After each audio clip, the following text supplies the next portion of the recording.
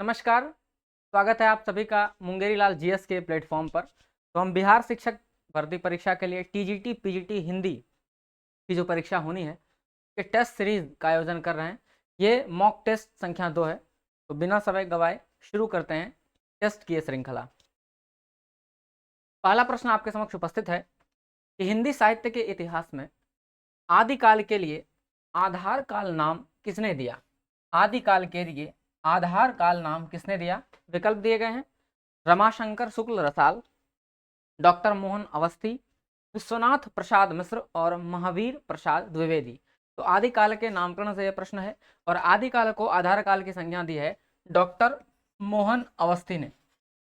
स्मरण रहे कि आदिकाल को आधार काल नाम एक और हिंदी साहित्य इतिहासकार ने दिया है जो है सुमन राजे। सुमन राजे ने भी आदिकाल को क्या कहा? आधार काल कहा। ठीक है। अन्य विकल्पों पर हम गौर करेंगे तो रमाशंकर शुक्ल रसाल ने आदिकाल को क्या कहा है? जय काल कहा है, जय काल। विश्वनाथ प्रसाद मिश्र ने आदिकाल को वीर काल की संज्ञा दी है, वीर काल की संज्ञा दी है। और हजारी प्रसाद और महावीर प्रसाद द्विवेदी ने हिंदी के आदिकाल को क्या कहा है? बीज वपन काल, बीज वपन काल। ये सभी आदिकाल के नामकरण परीक्षा में सीधे सीधे आपसे पूछे जाते हैं। चलते हैं दूसरे प्रश्न पर। दूसरा प्रश्न है कि हिंदी काव्यधारा के संग्रहकर्ता साहित्यकार का नाम क्या है? हिंदी काव्यधारा के संग्रहकर्ता साहित्यकार का नाम बताना है आपको। और विकल्प आपके सामने है हरप्रसाद शास्त्री, राहुल सांकृत्यायन, शहीदुल्लाह और प्रबोध चंद्र बागची। तो इसका सही उत्तर है हिंदी काव्यधारा के संग्रहकर्ता हैं महापंडित राहुल सांकृत्यायन। आप जानते हैं राहुल सांकृत्यायन को क्या कहा जाता है? यात्रा साहित्य का पितामह कहा जाता है। ठीक है। और इनकी प्रमुख जो यात्रा वृत्तांत है उनमें कौन कौन से प्रमुख हैं आपको याद होगा? मेरी तिब्बत यात्रा, मेरी लद्दाख यात्रा, किन्नर देश में। ठीक है। तो मैं आपको बताऊं राहुल सांकृत्यायन के बारे में, इनको क्या कहा जाता है? यात्रा साहित्य का पितामह कहा जाता है। परीक्षाओं में पूछा जाता है यात्रा साहित्य का पितामह। ठीक है, पितामह। और राहुल सांकृत्यायन के यात्रा वृत्तांत के बारे में बता दूं आपको। इनके यात्रा वृत्तांत का नाम है मेरी लद्दाख यात्रा। अगला है मेरी तिब्बत यात्रा, मेरी तिब्बत यात्रा। तीसरा है किन्नर देश में, किन्नर देश में। चीन में क्या देखा? यहाँ इनका यात्रा वृत्तांत है चीन में क्या देखा। रूस में 25 मास, यह भी इनका यात्रा वृत्तांत है। रूस में 25 मास। तो आप देख पा रहे होंगे कि राहुल सांकृत्यायन के महत्वपूर्ण 5 यात्रा वृत्तांत आपके समक्ष है और सभी सीधे सीधे परीक्षाओं में पूछे जाते हैं। हम चलते हैं अगले प्रश्न की ओर। और अगला प्रश्न है Asiatic Society of Bengal, Asiatic Society of Bengal की पत्रिका के विशेषांक के रूप में निकलने वाला हिंदी साहित्य का इतिहास ग्रंथ कौन सा है जो Hindi Asiatic Society of Bengal की पत्रिका में प्रकाशित हुआ है? जिसका विकल्प है आपके सामने the modern vernacular literature of Hindustan, the sketch of Hindi literature, the history of Hindi literature और हिंदी साहित्य का इतिहास। तो इसका सही उत्तर क्या हो जाएगा? एशियाटिक सोसाइटी ऑफ बंगाल की पत्रिका में विशेषांक के रूप में निकला था the modern vernacular literature of Hindustan. Modern vernacular literature of Hindustan के बारे में आप जानते हैं कि इसके लेखक कौन है? इसके लेखक हैं जॉर्ज ग्रियर्सन। जी हाँ, जॉर्ज ग्रियर्सन इसके लेखक हैं। और इसका प्रकाशन वर्ष क्या है? इसका प्रकाशन वर्ष है 1888। ठीक है। जॉर्ज ग्रियर्सन के इतिहास ग्रंथ का प्रकाशन वर्ष है 1888 ईस्वी। ठीक है। दूसरा देखिए sketch of Hindi literature, sketch of Hindi literature के लेखक हैं एडविन ग्रीव्स, एडविन ग्रीव्स। अगला है the history of English literature, Hindi literature, और the history of Hindi literature के लेखक हैं FIK। और इसके बाद है हिंदी साहित्य का इतिहास, और आप जानते हैं हिंदी साहित्य का इतिहास जो है आचार्य रामचंद्र शुक्ल की कृति है, जिसका प्रकाशन वर्ष 1929 ईस्वी है। तो आचार्य शुक्ल।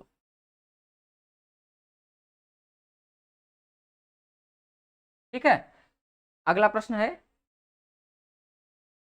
सही विकल्प आपको, सही विकल्प का चुनाव करना है।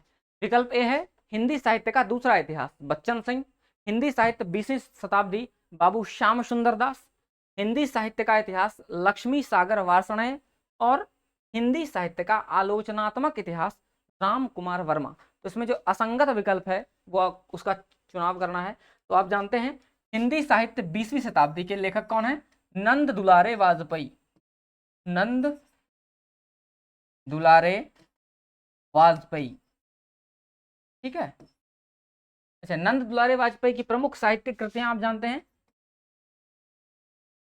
नए साहित्य, नए प्रश्न, नए साहित्य, नए प्रश्न,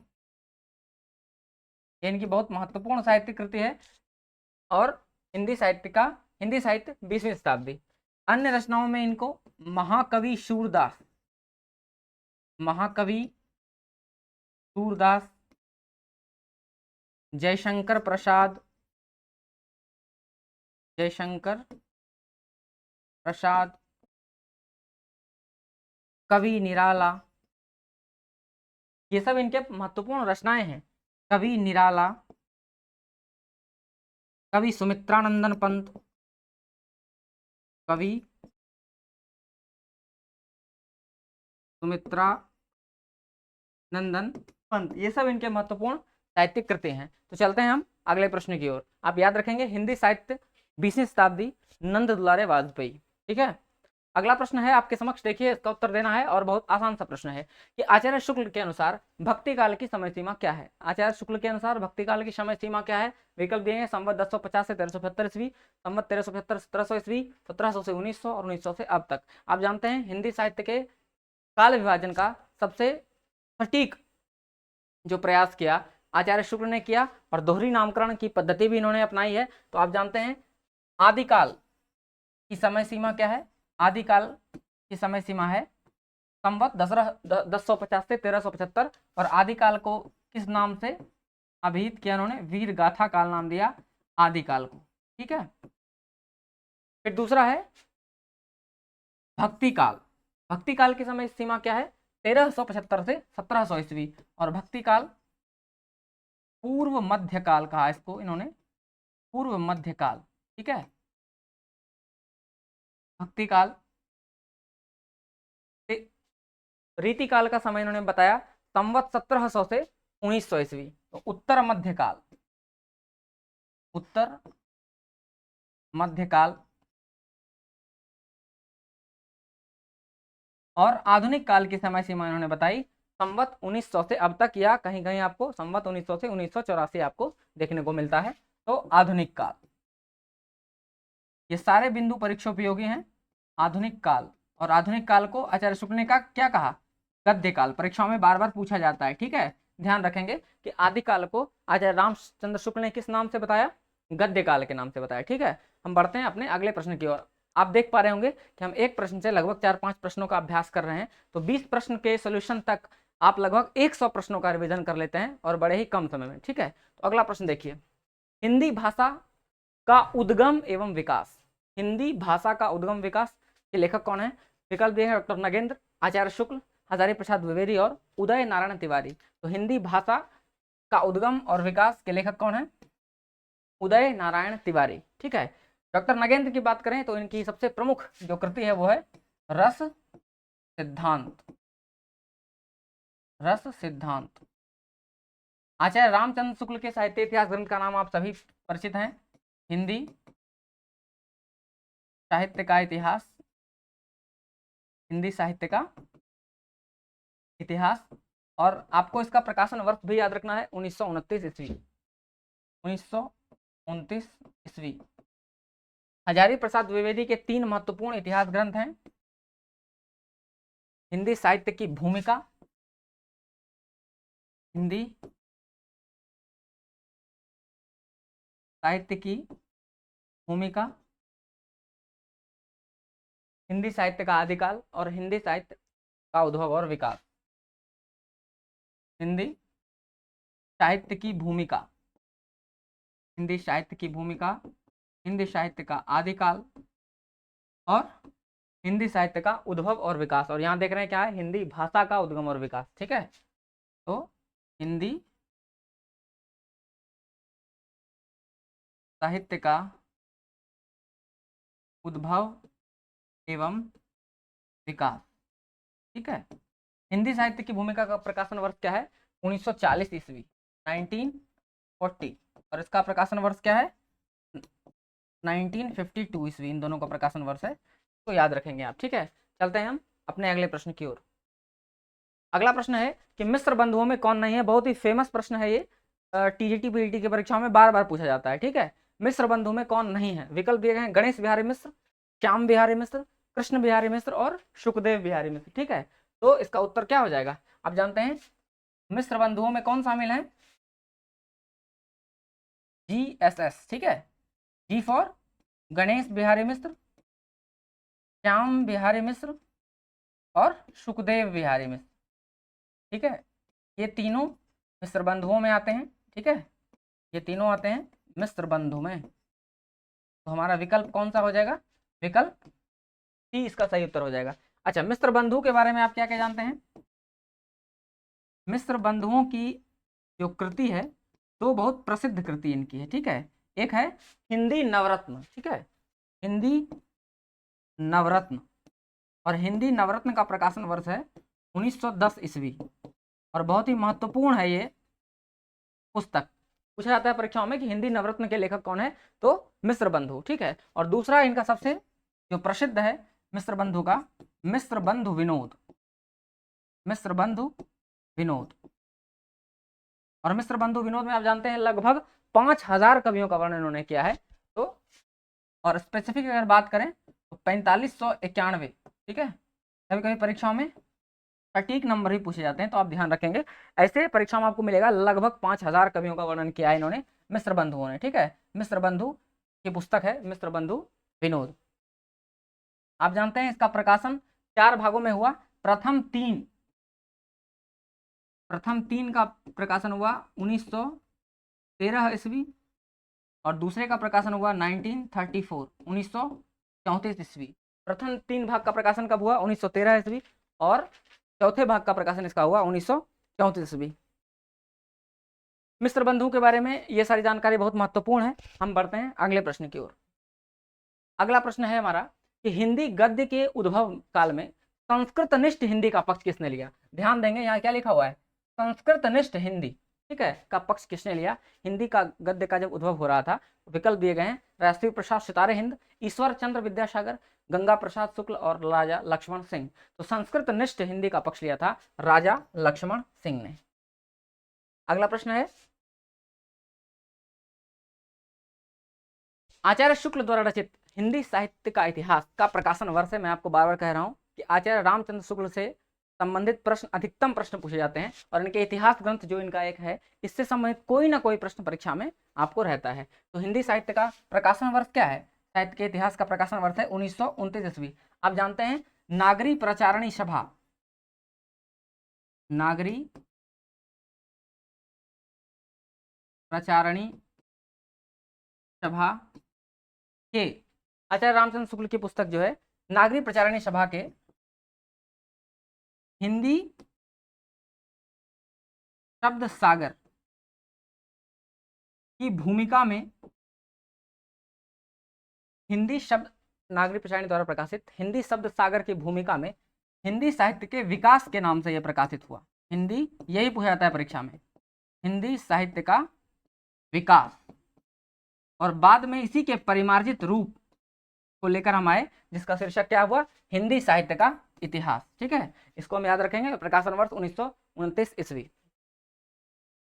अगला प्रश्न आपके समक्ष है कि किस लेखक के इतिहास ग्रंथ में सर्वप्रथम हिंदी साहित्य का काल विभाजन का प्रयास किया गया? किस लेखक ने काल विभाजन का प्रयास सर्वप्रथम किया? और विकल्प दिए गए हैं आपको, देखिए, शिव सिंह सेंगर, महेश दत्त शुक्ल, मौलवी करीमुद्दीन और जॉर्ज ग्रियर्सन। तो हिंदी साहित्य के काल विभाजन का प्रथम प्रयास किया था जॉर्ज ग्रियर्सन ने। और जॉर्ज ग्रियर्सन की पुस्तक को मैंने आपको बता दिया है, the modern vernacular literature of Hindustan. इसका प्रकाशन वर्ष है 1888, ठीक है। और देखिए,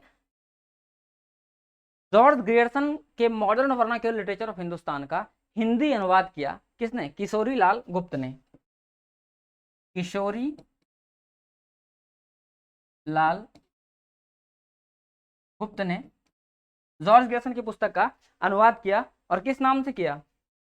इसका नाम रखा इन्होंने हिंदी साहित्य का प्रथम इतिहास। हिंदी साहित्य का प्रथम इतिहास, ठीक है। और ग्रियर्सन साहब ने इसमें टोटल 952 कवियों को समेटा। और आप एक चीज और याद रखेंगे, अगले प्रश्न की ओर हम पढ़ते हैं। तो शिव सिंह सेंगर, तो शिव सिंह सेंगर की कृति क्या है? शिव सिंह सरोज। शिव सिंह सरोज। और इसका प्रकाशन वर्ष अगर पूछा जाए तो 1883 है, ठीक है, शिव सिंह सरोज का। अगला है महेश दत्त शुक्ल, और महेश दत्त शुक्ल की कृति है भाषा काव्य संग्रह। भाषा काव्य संग्रह। और मौलवी करीमुद्दीन की जो कृति है वो है तज़किरा ए शुअराई हिंदी, ठीक है। मौलवी करीमुद्दीन, ये भी परीक्षा में पूछा जाता है।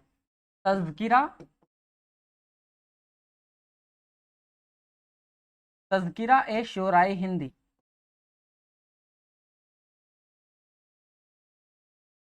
ये मौलवी करीमुद्दीन की है। और हिंदी साहित्य इतिहास लेखन की परंपरा में ये सभी ग्रंथ बहुत महत्वपूर्ण है।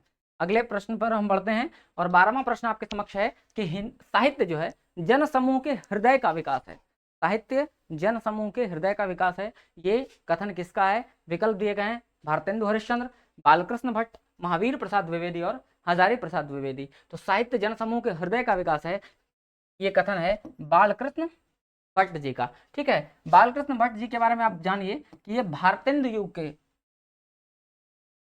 युग के अग्रगण्य लेखकों में गद्यकार के रूप में आते हैं। भारतेंदु युग। अच्छा, इनके निबंध के बारे में अगर बात करें तो हमारे एससीईआरटी के पाठ्यक्रम में भी एक निबंध जो आप बच्चों को पढ़ाते होंगे, बातचीत निबंध, आपको स्मरण होगा। तो इनके निबंध के बारे में बात करें तो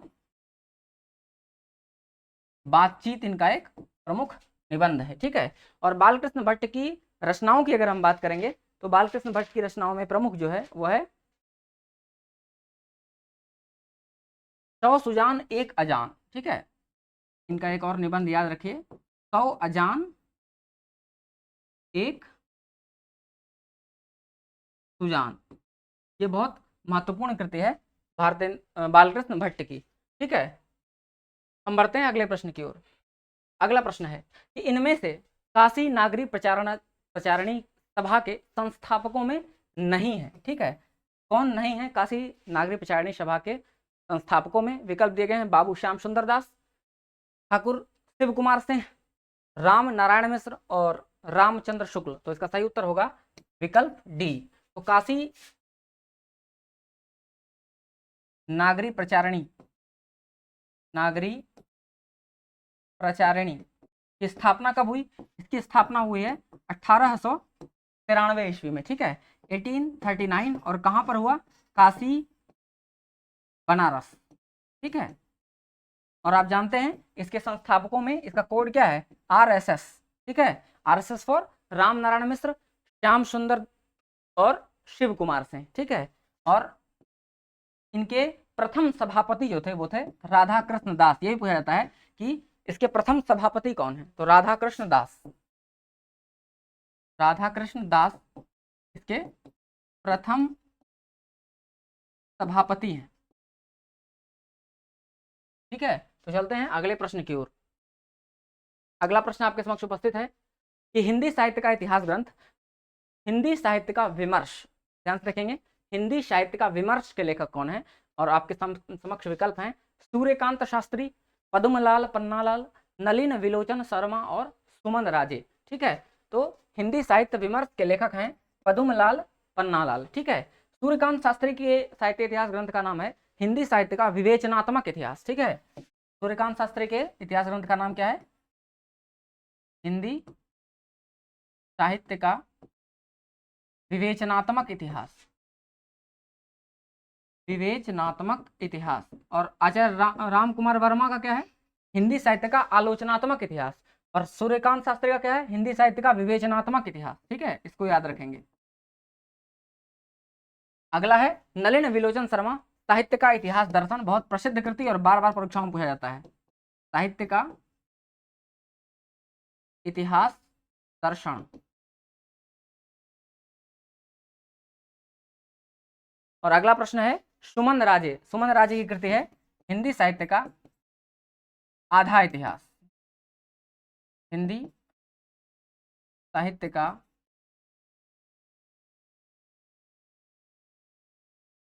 आधा इतिहास। अगला प्रश्न है आचार्य रामचंद्र शुक्ल के प्रथम उत्थान काल का समय क्या है? आचार्य रामचंद्र शुक्ल के प्रथम उत्थान का समय क्या है? तो अगला प्रश्न है आचार्य रामचंद्र शुक्ल ने प्रथम उत्थान का समय कब से कब तक निर्धारित किया है? आचार्य शुक्ल ने प्रथम उत्थान का समय कब से कब तक निर्धारित किया है? और विकल्प दिए गए 1850 से 1885 ईस्वी, 57 से 1900, 1868 से 1893 ईस्वी और 1800 से 1850 ईस्वी। तो आचार्य रामचंद्र शुक्ल ने, देखिए, प्रथम उत्थान, द्वितीय उत्थान और तृतीय उत्थान तीनों परीक्षाओं में पूछे जाते हैं। प्रथम उत्थान का उत्थान और तृतीय उत्थान, तो रोटेशन में बार बार ये लोग पूछते हैं। उत्थान का समय विक्रम संवत में अगर बात करें, विक्रम संवत में आचार्य शुक्ल ने क्या माना है? विक्रम संवत 125 संवत। उत्थान का समय क्या बना है? संवत 1925 से 1950। उत्थान का समय माना है संवत 1950 से, और तृतीय उत्थान का समय माना है संवत 1970 से अब तक, संवत 1970 से अब तक। ठीक है, और अगर इसको ईस्वी में अगर हम बात करेंगे, ईस्वी में प्रथम उत्थान का समय क्या माना है? उत्थान का समय उन्होंने माना है 1868, 1893 ईस्वी। हमारा सही विकल्प क्या हो जाएगा? विकल्प सी। उत्थान क्या हो जाएगा? 1893 ईस्वी से 18 ईस्वी। ठीक है, और तृतीय उत्थान क्या हो जाएगा? 18 ईस्वी अब तक।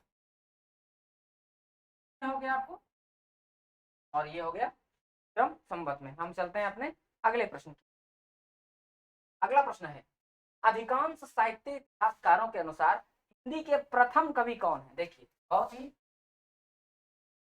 महत्वपूर्ण प्रश्न है ये। प्रथम कवि, आप जानते हैं इसमें बात है, अलग अलग साहित्य आलोचक अलग अलग कवियों को हिंदी साहित्य के प्रथम कवि के रूप में दर्जा देते हैं, परंतु अधिकांश लेखक जो है वो किसको दर्जा देते हैं? सरहपा, सरहपा को हिंदी साहित्य का प्रथम कवि मानते हैं। तो उत्तर क्या हो जाएगा? विकल्प ए। ठीक है, और राहुल सांकृत्यायन ने इनको क्या कहा है? सरहपा को राहुल सांकृत्यायन ने साहित्य का प्रथम कवि माना है, राहुल सांकृत्यायन। अच्छा, पुष्यदंत और कुंड की बात करें तो शिवसेन सेंगर ने पुष्यदंत को कहा है हिंदी साहित्य, हिंदी का प्रथम कवि। ये भी याद रखेंगे, शिवसेन सेंगर ने कहा है। ठीक है, और शालिभद्र सूरी को गणपति चंद्र गुप्त ने हिंदी का प्रथम कवि कहा है। तो देख लीजिए, अगर अधिकांश रहेगा, देखिए अधिकांश दिया हुआ है तो हमने किसको टिक किया? सरहपा को। लेकिन अगर स्पेसिफिक पूछेगा कि गणपति चंद्र गुप्त ने का प्रथम कवि किसको माना है, तो शालिभद्र सूरी याद रखेंगे, गणपति चंद्र। तो हम चलते हैं अपने अगले प्रश्न की।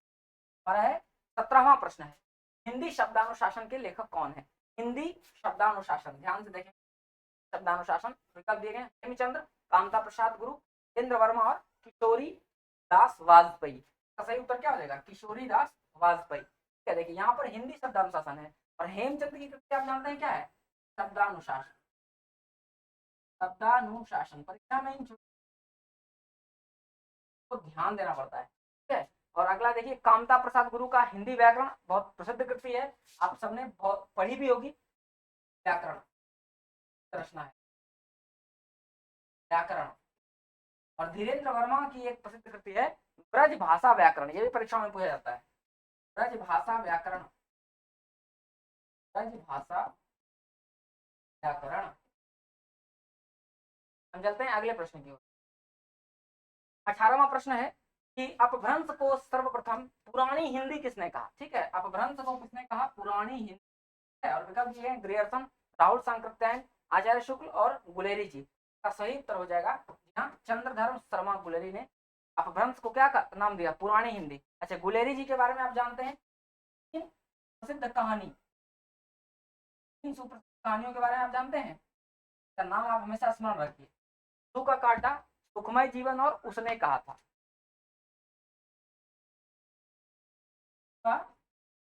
काटा, सुखमय जीवन, सुखमय जीवन और उसने कहा था। उसने कहा था एससीईआरटी के पाठ्यक्रम में भी है, जिसके पात्र हैं लाना सिंह, आप याद रखें। कहा था, उसने कहा था का प्रकाशन वर्ष से पूछा जाता है 1915 ईस्वी, इसका भी ध्यान रखिएगा, ठीक है। प्रकाशन वर्ष क्या है इसका? 15 ईस्वी। और गुलेरी जी के दो महत्वपूर्ण जो है निबंध है, कछुआ धर्म और मारेसी मोही कुठाव, यही परीक्षा पूछा जाता है। कछुआ धर्म तो क्या है? कहानियां है, कहानी है, और यह है निबंध। कछुआ धर्म और मारेसी मोही कुठाव, ये दोनों क्या है? दोनों है निबंध। मारेसी मोही कुठाव क्या है? निबंध है। स्मरण आप लोग जरूर रखिएगा। हम बढ़ते हैं अपने सेकेंड लास्ट प्रश्न की ओर, और अपने अंक जरूर बताइए। टेस्ट, क्योंकि टेस्ट का तभी आपको पता चलेगा कि आपका कौन सा सेक्शन कमजोर है, ठीक है। विश्वनाथ प्रसाद मिश्र के मत से रीति काल का नाम श्रृंगार काल होना चाहिए, क्योंकि विकल्प दिए गए हैं। काल नाम रखने से उसके विभाजन का मार्ग बंद हो जाता है, श्रृंगार के अतिरिक्त किसी और विषय पर नहीं लिखा गया, कभी कभी कृष्ण राधा के नाम से श्रृंगार का वर्णन करते हैं, और डी कोई नहीं। विश्वनाथ प्रसाद मिश्र के मत से काल का नाम श्रृंगार काल होना चाहिए, क्योंकि काल का नाम रखने से विभाजन का मार्ग क्या हो जाएगा? बंद हो जाएगा। और विश्वनाथ प्रसाद मिश्र,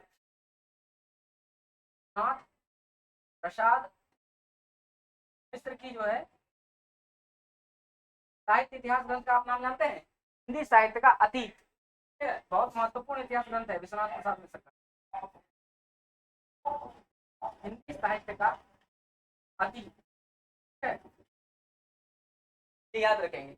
अगला प्रश्न है हमारा 20वां प्रश्न और 19वां प्रश्न। हिंदी साहित्य के इतिहास लेखन की परंपरा का सूत्रपात किसने किया? हिंदी साहित्य इतिहास लेखन का प्रथम प्रयास किसने किया? तो इसका उत्तर क्या हो जाएगा? इसका उत्तर हो जाएगा गार्था दत्तासी। फ्रेंच विद्वान थे और फ्रेंच भाषा में इन्होंने पुस्तक लिखी, इसका नाम क्या था? और भाषा क्या थी? फ्रेंच भाषा में लिखी गई थी, ठीक है। और इसका अनुवाद आप जो है लक्ष्मी सागर वार्ष्णेय ने इसका हिंदी अनुवाद किया था, ठीक है, आप याद रखेंगे। हिंदुस्तानी का अनुवाद किया था लक्ष्मी सागर वार्ष्णेय ने। और लक्ष्मी सागर वार्ष्णेय ने किस नाम से किया अनुवाद? दुई साहित्य का,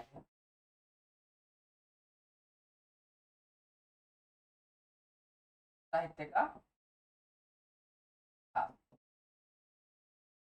और एक चीज और परीक्षाओं को आता है, इन्होंने वर्ण क्रमानुसार कवियों को सजाया है, तो ये याद रखेंगे। तासी ने वर्ण क्रमा